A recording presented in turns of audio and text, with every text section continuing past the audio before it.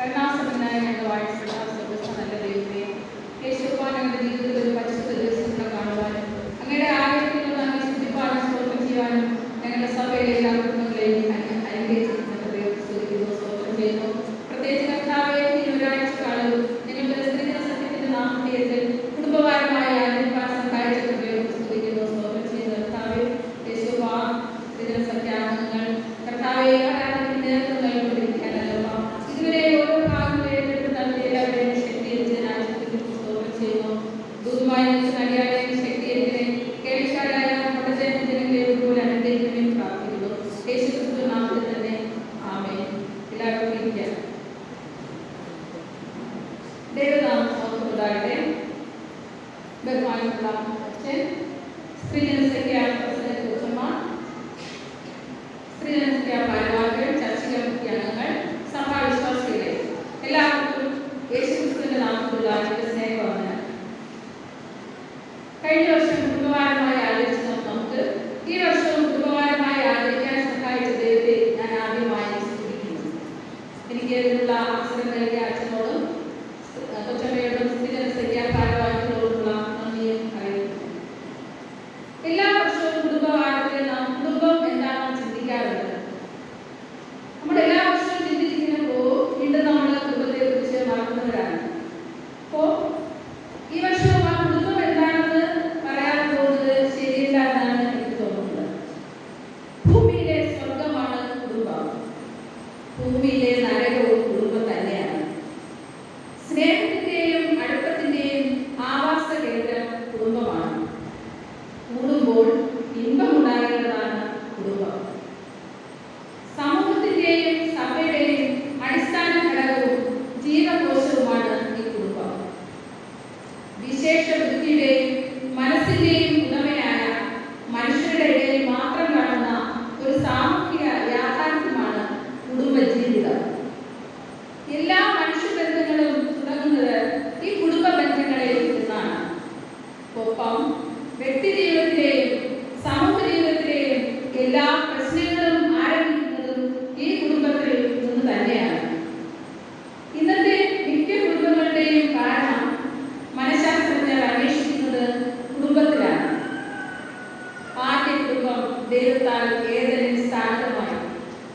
യേശു കർത്താവും ഒരു മാതൃകാ കുടുംബത്തിലെ അംഗമായിരുന്നു. നമുക്കറിയാം, നമ്മുടെ സമൂഹത്തിൽ നമ്മുടെ അമ്മമാരും സഹോദരിമാരും അംഗങ്ങളായിട്ടുള്ള കുടുംബശ്രീ, അയൽക്കൂട്ടങ്ങൾ എന്നീ സംഘടനകൾ. അവിടെയെല്ലാം ഓരോ നിയമാവലികളുണ്ട്. ഒരു ദിവസം അവർ പോയി അയൽ കൊടുക്കണം. അതുപോലെയുള്ള നിയമാവലികളൊക്കെ എഴുതി വെച്ചിട്ടുണ്ട്, എല്ലാവർക്കും അറിയാം. പക്ഷേ ഒരു നിയമാവലിയും ഇല്ലാതെ സമൂഹത്തിൽ പ്രവർത്തിക്കുന്ന ഒരു ഏറ്റവും ചെറിയ സംഘടനയാണ് നമ്മുടെ കുടുംബം. തികച്ചും അഡ്ജസ്റ്റ്മെന്റിലൂടെ മാത്രം മുന്നോട്ട് പോയിക്കൊണ്ടിരിക്കുന്ന ഒരു സംഘടന. പക്ഷേ അഡ്ജസ്റ്റ്മെന്റിലൂടെയാണ് മുന്നോട്ട് പോയിക്കൊണ്ടിരിക്കുന്നതെങ്കിലും ആ കുടുംബത്തിലെ അംഗങ്ങൾക്ക് ഓരോ കർത്തവ്യവും ഉത്തരവാദിത്വവും ഉണ്ട്. അവ ഓരോ വ്യക്തികളും മറക്കാതിരിക്കുകയും വേണം. ക്രിസ്തുവാണ് സകല കുടുംബങ്ങളുടെയും കേന്ദ്ര ബിന്ദു. മനുഷ്യ സമൂഹം മുഴുവൻ ഒരു കുടുംബമാണ്, ഒരു വലിയ കുടുംബമാണ്. ദൈവരാജ്യത്തിന്റെ അടിസ്ഥാന ഘടകവും കുടുംബം തന്നെയാണ്. കുടുംബം ദൈവത്തിന്റെ ദാനമാണ്. പഴയ നിയമവും പുതിയ നിയമവും നാം പഠിക്കുമ്പോൾ ദൈവത്തിന്റെ ഉദ്ദേശ നിവൃത്തിക്കായി അനേക കുടുംബങ്ങളെ ദൈവം ഉപയോഗിച്ചതായി നമുക്ക് കാണാനായിട്ട് സാധിക്കും. കേരളത്തിൽ പാപം മൂലം തകർന്ന ആദ്യ കുടുംബത്തെ യേശുക്രിസ്തുവിലൂടെ വീണ്ടെടുക്കുന്നു. നോഹയുടെ കുടുംബം, അബ്രഹാമിന്റെ കുടുംബം, മോശയുടെ കുടുംബം തുടങ്ങിയവയെല്ലാം ദൈവശബ്ദം കേട്ട് ജീവിച്ച കുടുംബങ്ങളാണെന്ന് നമുക്ക് മനസ്സിലാക്കാൻ സാധിക്കും. യേശുക്രിസ്തുവിന്റെ മാതാപിതാക്കൾ ദൈവശബ്ദം കേട്ട് ജീവിതത്തിന്റെ കഠിന ശോധനയിൽ ദൈവത്തോടുകൂടെ ജീവിച്ചതായി നാം കാണുന്നു. ഈ വർഷത്തെ കുടുംബവാര ചിന്താവിഷയം കഴിഞ്ഞ ആഴ്ച നമ്മൾ ആശുപത്രിയിലൂടെ നല്ല കേട്ടതാണ്, പ്രത്യേകിച്ച് പറഞ്ഞതാണ്. ഈ വർഷത്തെ കുടുംബവാര ചിന്താവിഷയം വിശ്വാസം നിറഞ്ഞ കുടുംബങ്ങൾ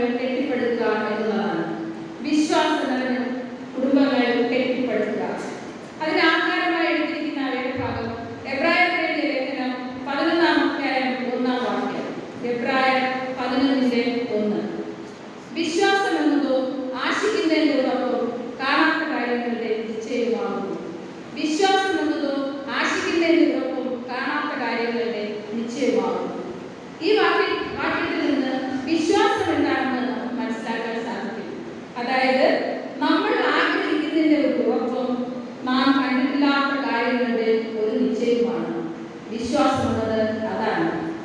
ഇനി എന്തിനാണ് വിശ്വാസം? രോഗങ്ങൾ സൗഖ്യമാക്കാൻ മാത്രമാണോ? അത്ഭുതങ്ങൾ കാണുവാൻ മാത്രമാണോ? അസാധ്യങ്ങളെ സാധ്യമാക്കാൻ മാത്രമാണോ നാം വിശ്വസിക്കേണ്ടത്? അല്ല. ദൈവം സ്വർഗത്തിലും ഭൂമിക്കും നാഥനാകുന്നത് ആ ദൈവവുമായുള്ള ഒരു ബന്ധത്തിൽ നാം വരാൻ വിശ്വാസം നമുക്ക് ആവശ്യമാണ്. ആ വിശ്വാസത്തിലേക്ക്, ആ ബന്ധത്തിലേക്ക് വരാൻ നമ്മെ ക്ഷണിക്കുന്നതാണ് ഈ വിശ്വാസം. ദൈവത്തോട് ബന്ധമുണ്ടെങ്കിൽ എല്ലാം സാധ്യമാണ്. ക്രിസ്ത്യാനികളുടെ അടിസ്ഥാനപരമായ ഘടകമാണ് ഈ വിശ്വാസം. ക്രിസ്ത്യാനികളെ അതുകൊണ്ട് വിശ്വാസികളുടെ പേരിൽ കൂടെ അറിയപ്പെടാറുണ്ട്, വിശ്വാസികളെന്ന് പറയാറുണ്ട്. അനേക വിശ്വാസ വീരന്മാരെ കുറിച്ച് വേദപുസ്തകത്തിലുടനീളം നമുക്ക് കാണാൻ സാധിക്കും. നാം ഇന്ന് ലേഖനപാഠമായി വായിച്ച എബ്രായർ ഉരുവാക്കിയെടുത്ത ആ എബ്രായർ 11-ാം അധ്യായം അതിന്റെ കൂടുതലുള്ള ഭാഗങ്ങൾ നോക്കുമ്പോൾ അവിടെ വിശ്വാസ വീരന്മാരുടെ ഒരു പട്ടിക തന്നെ കാണാനായിട്ട് സാധിക്കും. അബ്രഹാം വിശ്വാസികളുടെ പിതാവായിരുന്നു. അബ്രഹാമിന്റെ ചരിത്രം നമുക്ക് എല്ലാവർക്കും അറിയാം. ഇസഹാക്ക് അതുകൂടാതെ ദൈവവചനം കേട്ട് വിശ്വാസത്തിലേക്ക് വന്നിട്ടുണ്ട്. ലുദിയായുടെ കുടുംബം നമുക്കറിയാം. ആ ഒരു വ്യക്തിയിലൂടെ ആ കുടുംബം മുഴുവനും വിശ്വാസത്തിലേക്ക് വന്നതായിട്ട് കാണാൻ സാധിക്കും. ഒരു വ്യക്തിയുടെ വിശ്വാസം ആ കുടുംബത്തിൽ തന്നെ ഞാൻ പറഞ്ഞതുപോലെ അനുഗ്രഹമായി തീരും, അല്ലെങ്കിൽ ആ കുടുംബത്തിലെ മറ്റുള്ളവർ വിശ്വാസത്തിൽ വരാൻ കാരണമായി തീരും എന്ന് വേദപുസ്തകത്തിൽ നമുക്ക് കാണാൻ സാധിക്കും. യേശുവിന്റെ അടുക്കൽ അനേക വിശ്വാസത്തോടുകൂടി അവർ സൗഖ്യം പ്രാപിച്ചതായിട്ട് നമുക്ക് കാണാൻ സാധിക്കും. അവിടെ യേശു അവരോട് പറഞ്ഞത്, യേശുവിനോട് അപേക്ഷിച്ചപ്പോൾ യേശു ചില വ്യക്തികളെയൊക്കെ സൗഖ്യമാക്കിയത് നിന്റെ വിശ്വാസം പോലെ നിനക്ക് ഭവിക്കട്ടെ എന്ന് പറഞ്ഞു. നിന്റെ വിശ്വാസം നിന്നെ രക്ഷിച്ചിരിക്കുന്നു എന്ന് പറഞ്ഞു. അതുപോലെ സ്ത്രീയെ നിന്റെ വിശ്വാസം വലിയത് എന്ന് പറഞ്ഞു നിന്നെ സൗഖ്യമാക്കിയതായിട്ട് നമുക്ക് കാണാൻ സാധിക്കും. അതെ, സ്ത്രീയെ നിന്റെ വിശ്വാസം വലിയത് എന്ന് പറഞ്ഞത് നമുക്കെല്ലാം അറിയാവുന്ന സുവിശേഷ പാഠമായി വായിച്ച മത്തായി സുവിശേഷം 15-ാം അധ്യായത്തിൽ പറഞ്ഞിരിക്കുന്ന ഒരു സുറപ്പോയിക്കാതിട്ടുള്ള യവന സ്ത്രീയുടെ വിശ്വാസത്തെയാണ് സ്ത്രീയെ നിന്റെ വിശ്വാസം വലിയത് എന്ന് പറഞ്ഞിരിക്കുന്നത്. അവൾ മറ്റുള്ളവരെ പോലെ അല്ലായിരുന്നു. ആദ്യമൊക്കെ യേശുവിനോട് കർത്താവേ എൻ്റെ മകളിൽ നിന്ന് ഉപദ്രവം മാറ്റിത്തരണേ എന്ന് നിലവിളിച്ചു. പക്ഷേ നമ്മുടെ ഭാഷയിൽ പറഞ്ഞാൽ യേശു മൈൻഡ് ചെയ്തതേയില്ല, യേശു അവളെ ശ്രദ്ധിച്ചില്ല. അപ്പോൾ ശിഷ്യന്മാർ പറയുന്നു, അവൾ നമ്മുടെ പിന്നാലെ നിലവിളിച്ച് വരികയാണല്ലോ. എന്നിട്ട് യേശു അപ്പോൾ നമുക്ക് ആ ഭാഗം കൂടുതലായിട്ട് പറയുന്നില്ല. അവിടെ യേശു പറയുന്ന മറുപടി, അതിന് ഉത്തരമായിട്ട് സ്ത്രീ പറയുന്ന മറുപടി ഒക്കെ കാണാൻ സാധിക്കും. അപ്പോൾ യേശു മനസ്സിലായി, ഇവളുടെ വിശ്വാസമാണ് ഏറ്റവും വലുത്. എന്ത് പറഞ്ഞിട്ടും യേശുവിൽ നിന്ന് മാറാത്ത അവസ്ഥ. നമ്മൾ അങ്ങനെയാണോ? എന്തെങ്കിലും 1-2 പ്രാവശ്യം നമ്മൾ ദൈവത്തോട് അപേക്ഷിക്കും, പക്ഷേ നമ്മൾ ആ വ്യക്തിയിലാണെങ്കിൽ ദൈവത്തിൽ നിന്ന് പിന്മാറുന്നവരായിട്ടാണ് അനേകരെ കാണാനായിട്ട് നമുക്ക് സാധിക്കുന്നത്. പക്ഷേ യേശു ആ സുഖപോയിക്കാനുള്ള എന്ന സ്ത്രീ യേശുവിന്റെ അടുക്കൽ നിന്ന് മാറിയതേയില്ല. അവൾക്ക് അനുഗ്രഹം കിട്ടുന്നത് വരെ അവൾ യേശുവിന്റെ പിന്നാലെ നിലവിളിച്ചു പോയതായിട്ടാണ് കാണുന്നത്. അതുകൊണ്ട് യേശു പറഞ്ഞു, യേശു മനസ്സിലായി അവളുടെ വിശ്വാസം വലിയതാണ്. ഇനി നമ്മുടെ വിശ്വാസം നമ്മുടെ മക്കളിലേക്ക് ഉണ്ടാകും. അപ്പോസ്തലനായ പൗലോസ് തിമോഥെയോസിനെ കുറിച്ച് പറയുന്നത് ഇങ്ങനെയാണ്. 2 തിമോഥെയോസ് 1:5 ഇപ്രകാരം കാണുന്നു, ആ വിശ്വാസം ആദ്യം അവന്റെ വലിയ ലോബീസിലും അമ്മ ഇനീക്കയിലും ഉണ്ടായിരുന്നു എന്നാണ്. അത് നിന്നിലുമുണ്ടെന്ന് ഞാൻ ഉറച്ചിരിക്കുന്നു. അപ്പോൾ അമ്മയിലും വലിയമ്മയിലും ഒക്കെ മുത്തശ്ശിയിലൊക്കെ ഉണ്ടായിരുന്ന ആ വിശ്വാസം നിന്നിലും ഉണ്ടെന്ന് ഞാൻ ഉറച്ചിരിക്കുന്നു എന്ന് അവിടെ പൗലോസ് തന്റെ ലേഖനത്തിൽ തിമോഥെയോസിനെ കുറിച്ച് പറഞ്ഞിരിക്കുന്നതായിട്ട് കാണുന്നു. വിശ്വാസം നിറഞ്ഞ കുടുംബങ്ങൾ കെട്ടിപ്പടുക്കുക എന്നതാണല്ലോ നമ്മുടെ ഈ വർഷത്തെ ചിന്താവിഷയം. നമ്മുടെ മഹായിടയിൽ നിന്ന് ഇങ്ങനെ എല്ലാ വർഷവും കുടുംബവാരത്തെ ചിന്താവിഷയം നൽകുമ്പോൾ എപ്പോഴും നൽകുന്ന വിഷയം തന്നെയാണ് നമ്മുടെ കുടുംബങ്ങൾ എപ്രകാരമായിരിക്കണമെന്ന് ചിന്തിക്കേണ്ടത്, അല്ലെങ്കിൽ ക്രിസ്തു കേന്ദ്രീകൃത കുടുംബങ്ങൾ എങ്ങനെയായിരിക്കും, ഇങ്ങനെയുള്ള വിഷയങ്ങൾ തന്നെയാണ് നൽകുന്നത്. അത് നമ്മൾ നോക്കുമ്പോഴേ എല്ലാ വർഷവും ഒരുപോലെയുള്ള വിഷയം തന്നെയാണ്. നമ്മുടെ കുടുംബം എപ്രകാരമായിരിക്കണം എന്നുള്ളത് തന്നെയാണ്. അപ്പൊ ഞാൻ പുതുതായി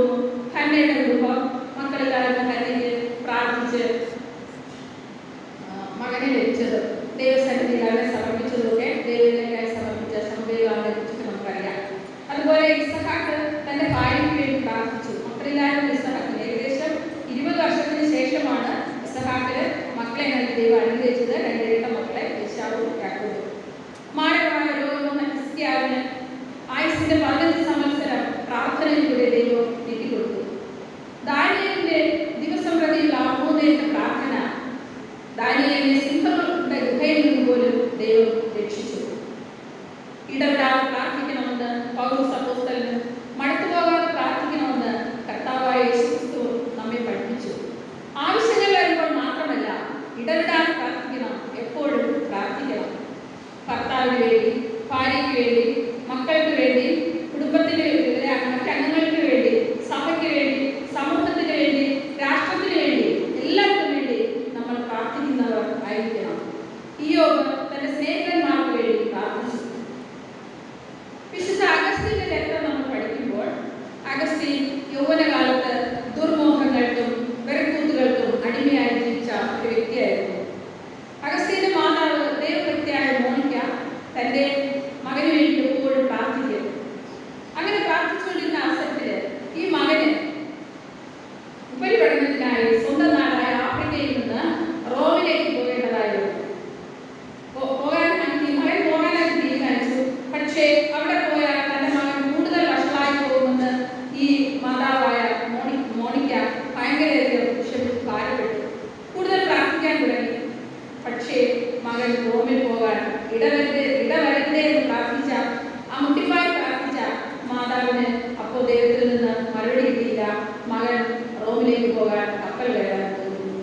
തലേ ദിവസം ആ മോണിക്ക തുറമുഖത്ത് പോയി വീണ്ടും വളരെ വിഷമത്തോട് പ്രാർത്ഥിച്ചു. അവിടെ പോകാനുള്ള അവസരം ഒരുക്കരുതായിരുന്നു. പക്ഷേ അവൻ റോമിലേക്ക് പോകാൻ തന്നെ അവൻ റോമിലേക്ക് പോയി. അവിടെ ചെന്ന് ഏറെ കഴിയുന്നതിന് മുമ്പേ അവിടുത്തെ ബിഷപ്പുമായിട്ട് അവൻ പരിചയപ്പെടാൻ സാധിച്ചു. ആ പരിചയം അവനെ മാനസാന്തരത്തിലേക്ക് നയിച്ചു.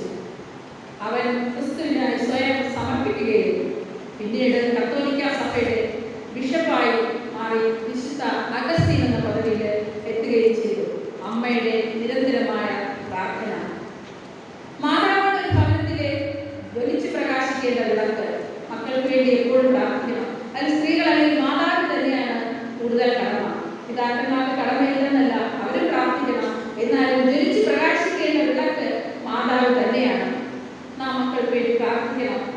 ചില ഉടനെ ചിലപ്പോൾ മറുപടി ലഭിച്ചില്ലായെങ്കിലും പിന്നത്തേത് അത് അനുഗ്രഹമായി തന്നെ തീരും. മുട്ടിപ്പായി തന്നെ പ്രാർത്ഥിക്കണം. ദൈവപുത്രനായ യേശുക്രിസ്തുവിന്റെ ജീവിതം നമ്മൾ നോക്കുമ്പോൾ ക്രിസ്തുവിന്റെ ജീവിതം മുഴുവൻ ഉടനീളം പ്രാർത്ഥനയിലൂടെ മാത്രമേ കടന്നു പോയതായിട്ട് നമുക്ക് കാണാൻ സാധിക്കുകയുള്ളൂ. അപ്പോൾ ദൈവപുത്രനായ യേശുക്രിസ്തുവിന്റെ ജീവിതത്തിൽ പ്രാർത്ഥനയില്ലാതെ ജീവിക്കാൻ സാധിച്ചില്ലായെങ്കിൽ വെറും മനുഷ്യരായ നമ്മൾക്ക് എന്തുമാത്രം പ്രാർത്ഥിക്കേണ്ടി വരും എന്നതാണ് നാം ഓരോരുത്തരും ചിന്തിക്കേണ്ടത്. വിശ്വാസം നിറഞ്ഞ കുടുംബങ്ങൾ പ്രാർത്ഥിക്കുന്ന കുടുംബങ്ങൾ ആയിരിക്കും. രണ്ടാമതായി നാം നോക്കുമ്പോൾ വിശ്വാസം നിറഞ്ഞ കുടുംബങ്ങൾ ആരാധനയുള്ള കുടുംബങ്ങൾ ആയിരിക്കും. ആത്മസന്തോഷത്തിന്റെ ബാഹ്യപ്രകടനമാണ് ഈ ആരാധന. ആരാധനയിലൂടെ നമ്മൾ സ്തുതി സ്തോത്രങ്ങൾ അർപ്പിക്കുന്നു. സങ്കീർത്തനം 104 ഇങ്ങനെ പറയുന്നു: അവന്റെ വാതിലുകളിൽ സ്തോത്രത്തോടും അവന്റെ പ്രാകാരങ്ങളിൽ സ്തുതിയോടുള്ളവരിൽ അവന് സ്തോത്രം ചെയ്ത് അവന്റെ നാമത്തെ വാഴ്ത്തുന്നു. നമ്മൾ എന്തിനാണ് നന്ദി പറയുന്നത്? കർത്താവ് നല്ലവനാണ്. എന്തിനാണ് നമ്മൾ ദൈവത്തെ സ്തുതിക്കുന്നത്? ദൈവം വലിയവനാണ്. എന്തിനാണ് നമ്മൾ ദൈവത്തെ ആരാധിക്കുന്നത്? ആരാധനയിൽ യോഗ്യൻ ക്രിസ്തുവല്ലാതെ മറ്റാരുമില്ല. തിരക്ക് പിടിച്ച ജീവിതത്തിൽ ഇന്ന് മാതാപിതാക്കൾക്കും മക്കൾക്കും ഒരുമിച്ച് ദൈവത്തെ ആരാധിക്കാൻ സമയമില്ല. എന്നാൽ പ്രാർത്ഥനയും വിശ്വാസവുമുള്ള കുടുംബങ്ങളിൽ ആരാധനയും ഉണ്ടായിരിക്കും. ക്രിസ്ത്യാനികൾക്ക് ആരാധനയില്ലാതെ ഒന്നുമില്ല. പഴയ നിയമത്തില് ഉൽപ്പത്തി പുസ്തകം 22-ാം അബ്രഹാം ബാല്യക്കാരോട് പറയുകയാണ്: നിങ്ങൾ കഴുതയുമായി ഇവിടെ ഇരിക്കും, ഞാനും ബാലനും കൂടെ ആരാധന കഴിച്ചിട്ട് മടങ്ങി വരാം. കുറെ പേർക്ക് കഴുതയുമായി അവിടെ ഇരിക്കാനേ അവസരം കിട്ടിയുള്ളൂ. പക്ഷേ അബ്രഹാം പോയി ദൈവത്തെ ആരാധിച്ചു. പുറപ്പാടികൾ നോക്കുമ്പോൾ മോശയുടെ ദൈവം പറയുകയാണ്: മോശ മാത്രം ദൈവത്തെ നമസ്കരിക്കാൻ അല്ലെങ്കിൽ ആരാധിക്കാൻ, ബാക്കിയുള്ളവർ അങ്ങോട്ട് അടുത്ത് വരണ്ടാണ്. അവർക്കും ആരാധിക്കാൻ സാധിച്ചില്ല. ഇന്ന് നമുക്ക് ദൈവത്തെ ആരാധിക്കാൻ സമയവും മനസ്സും സ്ഥലവും ഒക്കെ ഉണ്ടെങ്കിൽ, പണ്ട് ഇപ്പോൾ ദേവാലയങ്ങളൊന്നുമില്ല, വളരെ അകലെയാണ് ദേവാലയം. പക്ഷേ ഇന്ന് നമ്മുടെ അടുത്ത ദേവാലയമുണ്ട്, നമുക്ക് സമയമുണ്ട്. എന്നാലും നമ്മൾ ദൈവത്തെ ആരാധിക്കാൻ സമയം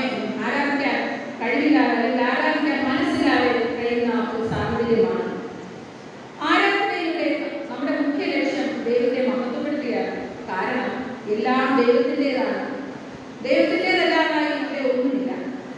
യഹോവ മോശെയോട് പറഞ്ഞത് ഇപ്രകാരമാണ്: നീ ഫറവോനോട് പറയണം, എന്നെ ആരാധിക്കാൻ എന്റെ ജനത്തെ വിട്ടയക്കാനാണ്. ആരാധിക്കുന്നവൻ സകലവും ത്യജിച്ച് സകലത്തിന്റെയും നാഥനെ ആരാധിക്കണം. യോഹന്നാൻ 4:22 യേശു ശമര്യാസ്ത്രീയോട് പറയുകയാണ്: നിങ്ങളോ അറിയാത്തതിനെ നമസ്കരിക്കുന്നു, ഞങ്ങളോ അറിയുന്നതിനെ നമസ്കരിക്കുന്നു. കുടുംബ പ്രാർത്ഥനയും ഒരു ആരാധനയാണ്. അവിടെ കൂട്ടായ്മയുടെ അനുഭവമാണ് ഉണ്ടാകുന്നത്. ദൈവിക കൂട്ടായ്മയില്ലാത്ത ഭവനം തകരുകയാണ്. ആദ്യ കുടുംബത്തിൽ സംഭവിച്ചത് അതാണ്. ദൈവത്തിന്റെ കൂട്ടായ്മയിൽ നിന്ന് അകന്ന് സാത്താന്റെ കൂട്ടായ്മയിലായി അവന്റെ വാക്കനുസരിച്ചപ്പോൾ സ്വർഗീയ സൗഭാഗ്യങ്ങളോടെ ജീവിച്ച ആദ്യ കുടുംബം ഏദനിൽ നിന്ന് പുറത്തായി. അവരുടെ കുടുംബം ക്ലേശപൂർണമായി മാറി. ഇന്ന് പല കുടുംബങ്ങളും ആരാധനയ്ക്ക് വരാൻ സമയമില്ല എന്ന് പറയുമ്പോൾ പുതിയ നിയമത്തിലെ നമുക്ക് ഒരു കുടുംബത്തെ കാണാൻ സാധിക്കും. Aquila, Priscilla ദമ്പതിമാർ. അവർ തങ്ങളുടെ തൊഴിലായ കൂടാരപ്പണിയോടൊപ്പം ദൈവത്തെ ആരാധിച്ചു പോന്നു. അവർക്ക് അവരുടെ തൊഴിലിനോടൊപ്പം തന്നെ ദൈവത്തെ ആരാധിക്കുവാൻ സമയം കിട്ടി. സുവിശേഷ പ്രവർത്തനത്തിലും പൗലോസിനോടൊപ്പം അവർ പങ്കുചേർന്നു. യേശുവിനെ പരീക്ഷിക്കാൻ കൊണ്ടുപോയ പിശാചിനെ നമസ്കരിക്കാൻ യേശുവിനോട് ആവശ്യപ്പെട്ടു. യേശു മറുപടി പറഞ്ഞത്: നിന്റെ ദൈവമായ കർത്താവിനെ നമസ്കരിച്ച് അവനെ മാത്രമേ ആരാധിക്കാവൂ എന്ന് എഴുതിയിരിക്കുന്നു എന്നല്ലേ. ആരാധനയ്ക്ക് യോഗ്യൻ നമ്മുടെ കർത്താവ് മാത്രമാണ്. പങ്കുവയ്ക്കലിന്റെ അനുഭവവും ആരാധനയിൽ നിന്നാണ് ഉടലെടുത്തത്. നമ്മുടെ തിരുസഭയുടെ അടിസ്ഥാന ഘടകമായ ഈ കുടുംബം ഗാർഹിക സഭ എന്നാണ് വിശേഷിപ്പിക്കപ്പെടുന്നത്. അതായത് നമ്മുടെ ദേവാലയത്തിലെ ദേവാലയത്തിനുള്ളിലെ ചെറിയ ചെറിയ ദേവാലയങ്ങളാണ് നമ്മുടെ കുടുംബങ്ങൾ. അപ്പൊ ആ കുടുംബത്തിൽ പ്രാർത്ഥന, വിശ്വാസം, ആരാധന ഇതെല്ലാം ഉണ്ടായിരിക്കണം. അപ്പൊ നമ്മുടെ ഓരോ കുടുംബങ്ങളും ദേവാലയങ്ങളായി മാറുമ്പോൾ നമുക്ക് ദൈവിക അനുഗ്രഹം പ്രാപിക്കാനായിട്ട് സാധിക്കും. പങ്കുവയ്ക്കലിന്റെ ഒരു അനുഭവവും അവിടെ ഉണ്ടാകും. യോശുവ പറഞ്ഞതുപോലെ ഞാനും എൻ്റെ കുടുംബമോ ഞങ്ങൾ യഹോവയെ സേവിക്കുമെന്ന് നമുക്ക് ഓരോരുത്തർക്കും പറയാൻ സാധിക്കണം. മൂന്നാമതായി ഞാൻ പറയുന്നത്, വിശ്വാസം നിറഞ്ഞ കുടുംബം ദൈവമഹത്വം ദർശിക്കുന്ന കുടുംബമായിരിക്കും. വിശ്വാസം നിറഞ്ഞ കുടുംബം ദൈവമഹത്വം ദർശിക്കുന്ന കുടുംബമായിരിക്കും. വിശ്വസിച്ച് ദൈവമഹത്വം ദർശിച്ച അനേക കുടുംബങ്ങളെ വേദപുസ്തകത്തിൽ നമുക്ക് കാണാനായിട്ട് സാധിക്കും. അതിൽ 2 കുടുംബങ്ങളെ മാത്രം ഞാൻ പരിചയപ്പെടുത്തും. എല്ലാവർക്കും അറിയാവുന്ന കുടുംബം. യേശു വളരെയധികം സ്നേഹിച്ച ഒരു കുടുംബമായിരുന്നു ബേഥാനിയയിലെ കുടുംബം. അപ്പോൾ അത് ലാസറിന്റെ ഭവനം എന്ന് നമ്മൾ പറയും. പക്ഷേ സമവീക്ഷണ സുവിശേഷങ്ങളിൽ മത്തായി, മാർക്കോസ്, ലൂക്കോസാണ് സമവീക്ഷണ സുവിശേഷങ്ങളിൽ ലൂക്കോസ് മാത്രം രേഖപ്പെടുത്തിയിരിക്കുന്ന 5 വാക്യങ്ങളിൽ മാത്രം രേഖപ്പെടുത്തിയിരിക്കുന്ന ഒരു സംഭവമാണ്. യേശു അവിടെ ആ ഭവനത്തിൽ പോകുന്നതും അവിടെ മാർത്തയും മറിയയും യേശുവിനെ വളരെ സ്നേഹത്തോടെ അവിടെ കൈക്കൊള്ളുന്നതും ആ 2 സഹോദരിമാരെ പറ്റി മാത്രമേ ആ ലൂക്കോസ് സുവിശേഷൻ പറഞ്ഞിട്ടുള്ളൂ. മറിയ യേശുവിന്റെ കാലത്തിൽ ദൈവദിനം പഠിച്ചത്, നല്ല ആവശ്യം തിരഞ്ഞെടുത്തു എന്ന് കർത്താവ് അവിടെ പ്രശംസിക്കുന്നത് ഒക്കെ ആ ലൂക്കോസിന്റെ സുവിശേഷത്തിൽ മാത്രം കാണാം. എന്നാൽ ആ കുടുംബവും ദൈവദിന ജ്ഞാനത്തിന് വളരെ പ്രാധാന്യം നൽകിയ കുടുംബമാണ്. അപ്പോൾ യോഹന്നാൻ എഴുതിയ സുവിശേഷം 11-ാം അധ്യായം നാം പഠിക്കുമ്പോൾ അവിടെ അവരുടെ സഹോദരനായ ലാസറിനെ കുറിച്ച് ആ സുവിശേഷത്തിൽ മാത്രമാണ് പറഞ്ഞിരിക്കുന്നത്. എല്ലാവർക്കും കൊച്ചുകുട്ടികൾ പോലെ അറിയാവുന്ന സംഭവമാണ്. ലാസർ മരിച്ചത്, ദിനമായി മരിച്ചത്. കല്ലറയിൽ 4 ദിവസമായപ്പോഴാണ് യേശു അവിടെ എത്തിയത്. മാർത്ത യേശുവിനോട് പറഞ്ഞു, നാറ്റം വെച്ച് തുടങ്ങി 4 ദിവസമായപ്പോൾ യേശുവിനോട് വളരെ വ്യസനിച്ച് പറയുന്നു. യേശു അപ്പോൾ മാർത്തയോട് പറയുകയാണ്, വിശ്വസിച്ചാൽ ഈ ദൈവത്തിന്റെ മഹത്വം കാണും. വിശ്വാസം നിറഞ്ഞ ആ കുടുംബത്തിന് ദൈവത്തിന്റെ മഹത്വം ദർശിക്കാനായിട്ട് സാധിച്ചു. അവരുടെ സഹോദരനെ ജീവനുള്ള ദേവിയായി അവർക്ക് ലഭിച്ചു. വിശ്വസിച്ചാൽ ദൈവത്തിന്റെ മഹത്വം ദർശിക്കാൻ സാധിക്കും. വിശ്വാസം, പ്രാർത്ഥന, ആരാധന ഇവയുള്ള ഭവനമായിരുന്നതുകൊണ്ട് അവർക്ക് ആ മഹത്വം ദർശിക്കാനായിട്ട് സാധിച്ചു. പഴയ നിയമത്തിൽ 2 രാജാക്കന്മാർ 4-ാം അധ്യായം അതിന്റെ 8 മുതൽ 17 വരെയുള്ള ഭാഗങ്ങളിലേക്ക് കാണുന്ന ഒരു കുടുംബമുണ്ട്. ശൂനേകാരത്തിയുള്ള കുടുംബം. ശൂനേകാരത്തി വളരെ ധനാഢ്യയായിരുന്നു, എങ്കിലും സന്താന ഭാഗ്യം ഇല്ലായിരുന്നു. ആ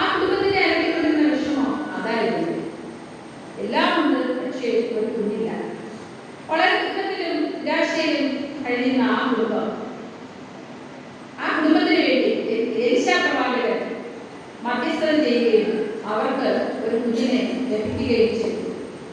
എന്നാൽ ആ കുഞ്ഞിനെ വളരെ സന്തോഷത്തോടുകൂടിയാണ് അവർ വളർത്തി വന്ന സമയത്ത് പെട്ടെന്ന് ആ കുഞ്ഞിന് ഒരു അസുഖം പിടിച്ച് അവൻ മരിച്ചുപോയി. അവർ വീണ്ടും എലിശാ പ്രവാചകന്റെ അടുക്കൽ തന്നെ പോയി ആ കുഞ്ഞിന് ദൈവം സൗഖ്യം നൽകി. എലിശാ പ്രവാചകനിലൂടെ വീണ്ടും അവനെ ഉയർപ്പിച്ചതായിട്ട് കാണാനായിട്ട് സാധിക്കും. അപ്പോൾ ദൈവം അവർക്ക് നൽകിയ ആ മകന് ജീവൻ നൽകിയ അതിലൂടെ അവർക്ക് കൂടുതൽ ദൈവത്തിലേക്ക് വിശ്വാസം അർപ്പിക്കാൻ സാധിച്ചു. ഇസ്രായേലിൽ ഒരു ദൈവമുണ്ടെന്നും അവൻ ജീവനുള്ള ദൈവമാണെന്നും ആ ദൈവം അത്ഭുത പ്രവൃത്തികൾ ചെയ്യുമെന്നും അവർ അനുഭവിച്ചറിഞ്ഞു.